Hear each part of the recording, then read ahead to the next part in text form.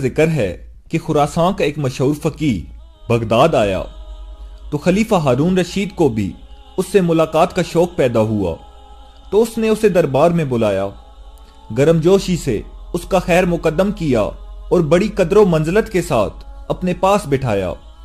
فقیہ اس عزت افزائی پر پھولے نہیں سما رہا تھا اور ہارون پر اپنے علم کی دھاک بٹھانے کی کوشش کر رہا تھا کہ اچانک بہلول دانا بھی کہیں سے پھرتے پھراتے دربار میں آ نکلے۔ بہلول نے سلام کیا تو ہارون نے بہلول کو بیٹھنے کے لیے کہا، تو فقیہ نے بہلول کا معمولی لباس، بوسیدہ گدڑی اور دھول میں اٹی ہوئی جوتیاں دیکھیں تو قدر حیرت سے خلیفہ ہارون رشید سے بولا کہ آپ بہت مہربان اور فراق دل ہیں کہ معمولی لوگوں کو بھی اپنے دربار میں جگہ دیتے ہیں۔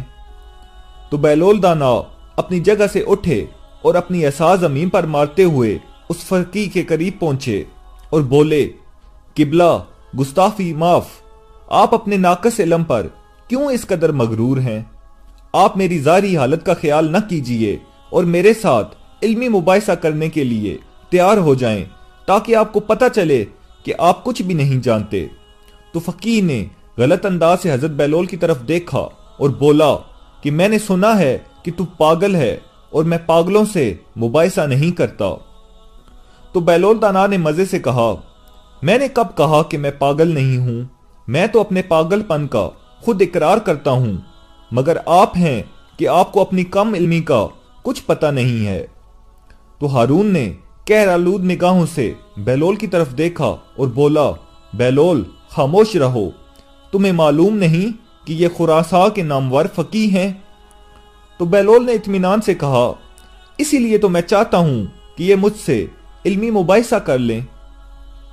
ہارون کو بھی علمی مباحثوں اور مناظروں کا بہت شوق تھا، تو وہ اس فقیہ سے بولا، کیا مذائقہ ہے، تمہیں بہلول کی دعوت قبول کر لینی چاہیے۔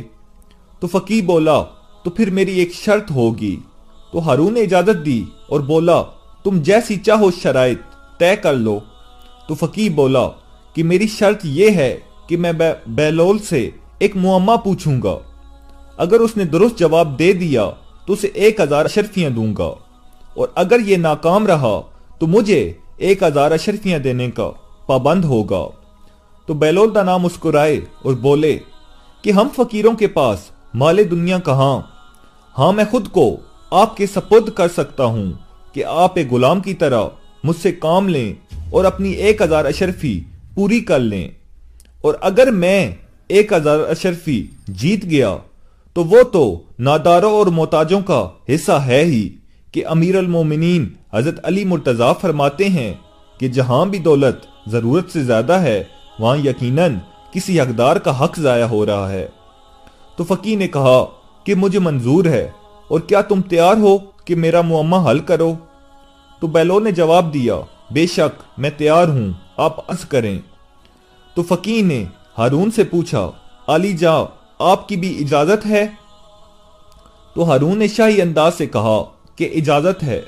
تو فقیہ نے اپنا معمہ پیش کیا کہ ایک گھر میں ایک عورت اپنے شرعی شوہر کے ساتھ بیٹھی ہے، اسی گھر میں ایک شخص نماز پڑھ رہا ہے اور دوسرا روزے سے ہے۔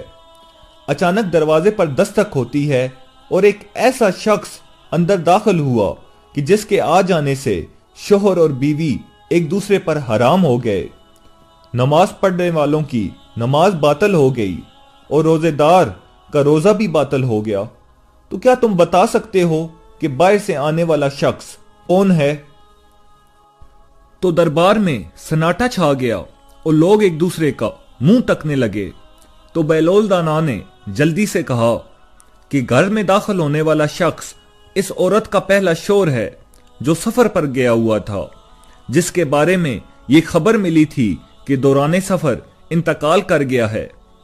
اس عورت نے حاکم شرع کی اجازت سے اسی مرد سے عقد کر لیا تھا جو اس کے برابر میں بیٹھا ہوا تھا۔ انہوں نے 2 مردوں کو اجرت دی تھی کہ وہ مرحوم شوہر کی قضا نمازیں ادا کریں اور روزے رکھیں۔ اسی اثناء میں پہلا شوہر سفر سے واپس آ گیا، کیونکہ اس کی موت کی خبر غلط تھی، چنانچہ اس کے آتے ہی دوسرا شوہر اس عورت پر حرام ہو گیا۔ ان 2 مردوں کی نماز اور روزے باطل ہو گئے جو شور کو مردہ سمجھ کر اس کے لیے پڑی اور رکھے جا رہے تھے۔ تو ہارون نے تعریف کرتے ہوئے کہا کہ مرحبا مرحبا، بہت خوب بیلول، بعض اوقات تو تمہاری دیوانگی فرزانوں کو بھی مات دے دیتی ہے۔ باقی وزیر اور امیر بھی داد تحسین دینے لگے۔ شور کچھ کم ہوا تو بیلول دانا کہنے لگے، کیا عالی جا کی اجازت ہے کہ میں بھی حضرت فقیہ سے ایک سوال کروں؟ تو ہارون نے کہا کہ اجازت ہے۔ تو بیلول دانا نے فقیہ سے پوچھا، کیا آپ تیار ہیں؟ تو فقیہ نے ناک چڑھا کر کہا، ضرور پوچھو۔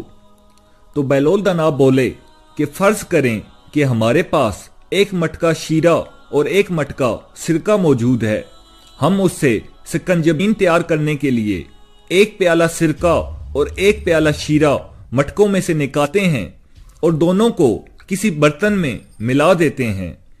اس وقت پتہ چلتا ہے کہ اس میں تو ایک چوہا مرا پڑا ہے، تو کیا آپ بتا سکتے ہیں کہ وہ مرا ہوا چوہا سرکے کے مٹکے میں تھا یا شیرے کے مٹکے میں؟